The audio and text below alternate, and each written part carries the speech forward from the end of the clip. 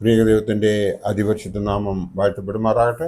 കർത്താവിൽ പ്രിയ വിശ്വാസികളുടെ സമൂഹമേ, കുഞ്ഞുങ്ങളെ, നിങ്ങളേവരെയും വളരെ വിനീതമായി പ്രഭാതവചനത്തിലേക്ക് സ്വാഗതം ചെയ്യുന്നു. ഇന്ന് വിഷയമായി കൊണ്ടുവന്നിരിക്കുന്നത് മരിച്ചവരുടെ പുനരുദ്ധാനവും അന്ത്യ ന്യായവിധിയും. മരിച്ചവരുടെ പുനരുദ്ധാനവും അന്ത്യ ന്യായവിധിയും. മരണത്താൽ വേർപെട്ട ശരീരവും ആത്മാവും ക്രിസ്തുവിൻ്റെ രണ്ടാമത്തെ വരവോടുകൂടി സംയോജിക്കപ്പെട്ട് ഒരു പുതുക്കപ്പെട്ട സ്വർഗീയ ജീവിതത്തിന് തുടക്കം കുറിക്കുന്ന അനുഭവമാണ് ക്രിസ്ത്യാനികളുടെ ഉയർത്തെഴുന്നേൽപ്പ്. മനുഷ്യന്റെ ആത്യന്തിക ലക്ഷ്യത്തെക്കുറിച്ചുള്ള ഉദാത്തമായ ക്രിസ്തീയ വീക്ഷണമാണ് ഇത്. ക്രിസ്തു തന്നിൽ വിശ്വസിക്കുന്നവർക്ക് പുതിയ ജീവൻ പകർന്നു കൊടുക്കുന്നത് തൻ്റെ ഉയർത്തെഴുന്നേൽപ്പിൻ്റെ ഫലമായിട്ടാണ്. ആയതിനാൽ ക്രിസ്ത്യാനികളുടെ ഉയർത്തെഴുന്നേൽപ്പിൻ്റെ അടിസ്ഥാനം ക്രിസ്തുവിൻ്റെ ഉയർത്തെഴുന്നേൽപ്പിലാണ് നാം കാണുന്നത്.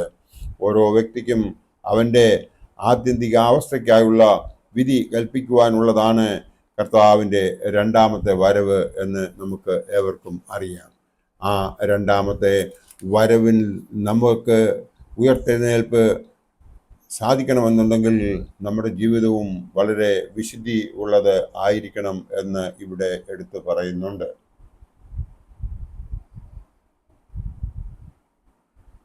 വിശുദ്ധ കുർബാന അനുഭവം ഉയർത്തെഴുന്നേൽപ്പോടെയുള്ള മഹത്വത്തിൻ്റെ അച്ചാരമാണ് എന്ന് യോഹന്നാൻ ശ്ലീഹായുടെ രക്ഷാസുവിശേഷം 6-ാം അധ്യായം 54-ാം വാക്യത്തിൽ പറയുന്നുണ്ട്. ഉയർത്തെഴുന്നേൽപ്പ് ത്രിയേക ദൈവത്തിൻ്റെ ഒരു പ്രവർത്തനമാണ് എന്ന് നമ്മൾ മനസ്സിലാക്കേണ്ടതുണ്ട്. വേദപുസ്തകം ശരീരത്തോടു കൂടിയുള്ള ഉയർത്തെഴുന്നേൽപ്പിനെ ആണ് പഠിപ്പിക്കുന്നത്. ആ ശരീരത്തോടു കൂടിയുള്ള ഉയർത്തെഴുന്നേൽപ്പ് കർത്താവായ യേശുക്രിസ്തുവിന്റെ രണ്ടാമത്തെ വരവെങ്കിലായിരിക്കും. അതിനു വേണ്ടിയിട്ട് നാം ഈ ലോകത്തിൽ ജീവിക്കുന്നതായ അവസരത്തിൽ നാം ഓരോരുത്തരും ചെയ്യേണ്ടതായ കാര്യങ്ങൾ എന്ന് പറയുന്നത് നമ്മുടെ പിതാക്കന്മാർ നമ്മെ കാണിച്ചു തന്നതായ പാതയിലൂടെ നാം ജീവിക്കുകയും വിശുദ്ധിയോടുകൂടിയ ജീവിതം നമ്മൾ നയിക്കുകയും നമുക്ക് ഈ ലോകത്തിൽ കിട്ടിയിരിക്കുന്നതായ കർത്തവ്യങ്ങളെ നാം കൃത്യമായി പൂർത്തീകരിക്കുകയും ചെയ്തതിന് ശേഷം നമ്മുടെ മുഴുവൻ ആയുസ്സും ജീവിച്ച് ദൈവം നമ്മളെ വിളിക്കുന്ന അവസരത്തിൽ നാം അവൻ്റെ അടുത്തേക്ക് പോകുന്നുവെങ്കിൽ നമ്മൾ കണിശമായും നമുക്ക് ആ രണ്ടാമത്തെ അവൻ്റെ വരവെങ്കിൽ നമ്മൾ ശരീരത്തോടുകൂടി ഉയർത്തെഴുന്നേൽക്കും എന്നുള്ളതിന് യാതൊരു സംശയവുമില്ല. അങ്ങനെ സംഭവിക്കണമെന്നുണ്ടെങ്കിൽ നാം നമ്മെ തന്നെ തിരുത്തേണ്ടതുണ്ട്. ഈ ലോക ജീവിതത്തിലെ സുഖത്തിന് വേണ്ടിയിട്ടുള്ള ഓട്ടത്തിൻ്റെ തത്രപ്പാടുകളിൽ നാം പ്രാർത്ഥിക്കുന്നതിനും നല്ല പ്രവർത്തികൾ ചെയ്യുന്നതിനും ഒക്കെ മറന്നു പോകുന്ന കാലത്താണ് നാം ജീവിക്കുന്നത്. വിശ്വാസം എന്നത് ആശിക്കുന്നതിൻ്റെ ഉറപ്പും കാണാത്ത കാര്യങ്ങൾ നിശ്ചയമാകുന്നു എന്ന് എബ്രായ ലേഖൻ നമ്മെ ഉദ്ബോധിപ്പിക്കുന്നതായ കാര്യം നാം ഒക്കെയും മറന്നിട്ടാണ് നമ്മൾ ഓരോരുത്തരും ഓരോ ഇങ്ങനെയുള്ള പ്രവർത്തികൾ ചെയ്യുന്നത് എന്നുള്ളത് നാം മറക്കാതിരിക്കുന്നത് നല്ലതായിരിക്കും. ഈ ലോകത്തിൽ ജനിച്ച എല്ലാ മനുഷ്യർക്കും അവനവന് അനുയോജ്യമായ ഒരു മാനദണ്ഡത്തിലുള്ള ന്യായവിധി ലഭിക്കും എന്ന് വേദപുസ്തകം നമ്മെ ഉദ്ബോധിപ്പിക്കുന്നുണ്ട്. നമ്മുടെ ആരാധനാക്രമത്തിലെ ചില ഭാഗങ്ങൾ ഇത് വ്യക്തമാക്കുന്നു. ഭൂലോകത്തെ നീതിയോടെ ന്യായം വിധിച്ച് ഓരോരുത്തർക്കും അവനവൻ്റെ പ്രവൃത്തിക്കനുസൃതമായ പ്രതിഫലം കൊടുക്കുന്നതിന് വേണ്ടിയുള്ള നിന്റെ രണ്ടാമത്തെ വരവിനെയും ഞങ്ങൾ ഓർക്കുന്നുവെന്ന് വിശുദ്ധ യാക്കോബിൻ്റെ കുർബാനക്രമത്തിൽ പറയുന്നത് നാം ഓർക്കാം. നിന്റെ വിശുദ്ധ മാലാഖമാരോടുകൂടെ പ്രഭാവപൂർവം നീ ആഗതനാവുകയും നിന്റെ ശ്രേഷ്ഠ സിംഹാസനം സജ്ജീകരിക്കുകയും ഭയന്ന് വിറച്ചുകൊണ്ട് തിരുസന്നിധിയിൽ നിൽക്കുന്നവനായി സകല മരിച്ചവരെയും പുറത്തയക്കുവാൻ ഭൂമിയോട് നീ കൽപ്പിക്കുകയും ചെയ്യുമ്പോൾ കുഞ്ഞാടുകളെ വലത്തുഭാഗത്തും മൂട്ടാടുകളെ ഇടതുഭാഗത്തുമായി നീ നിർത്തുകയും എല്ലാവരും അവരവർക്ക് അർഹമായ പ്രതിഫലത്തിനും അവരവർക്ക് അർഹമായി സൂക്ഷിക്കപ്പെട്ടിരിക്കുന്ന ആലയങ്ങൾക്കുമായി നോക്കിപ്പാർക്കുകയും ചെയ്യുന്നതായ ആ സമയത്തെ എന്ന് പ്രാർത്ഥിക്കുന്ന വിശുദ്ധ യോഹന്നാന്റെ കുർബാനക്രമം നാം നോക്കി മനസ്സിലാക്കുക. മിക്കവാറും എല്ലാ കുർബാനക്രമത്തിലെയും പരിശുദ്ധാത്മാഹ്വാനത്തിന് തൊട്ടു മുമ്പ് പട്ടക്കാരൻ നടത്തുന്ന ഈ പ്രാർത്ഥന സമാന സ്വഭാവമുള്ള ഉൾക്കൊള്ളുന്നു. കൂടാതെ വലതുഭാഗം ജയത്താൽ ശ്രേഷ്ഠപ്പെടുകയും ഇടതുഭാഗം നിത്യദണ്ഡനങ്ങളിലേക്ക് തള്ളപ്പെടുകയും ഇരുഭാഗങ്ങളും അവരവർ അർഹിക്കുന്നതും